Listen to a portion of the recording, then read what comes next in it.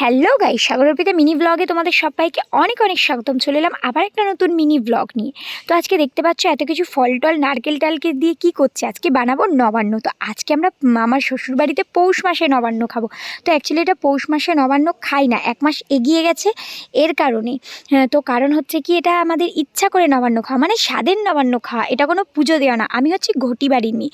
তো ঘটি বাড়ির মেয়েদের কি হয়, আমাদের একটা নিয়ম থাকে যে যখন নতুন ধান ওঠে বাড়িতে, সেই ধানের চাল দিয়ে আমাদের বাড়িতে নতুন ভাত রান্না করতে হয়, পায়েস রান্না করতে হয়, আর হচ্ছে কি নবান্ন বানাতে হয়, সেই নবান্ন পুজো দিতে হয় ঠাকুরকে। তো আমি যেহেতু বাঙাল বাড়িতে বিয়ে হয়েছে, এই নিয়মটা নেই, তো আমরা তবুও স্বাদ করে নবান্ন খাবো। তার জন্য এই ফল টল দিয়ে সব কিছু দিয়ে বাড়িতে আমরা নবান্ন বানাচ্ছি। এটা হচ্ছে স্বাদের নবান্ন খাওয়া, দুধ, নারকেল, ফল, তারপরে হচ্ছে কি কলা, চিনি, অল্প একটু বাতাসাও দেবো। তো সব কিছু দিয়ে একটু ঘুটানাটা করে নিলেই হয়ে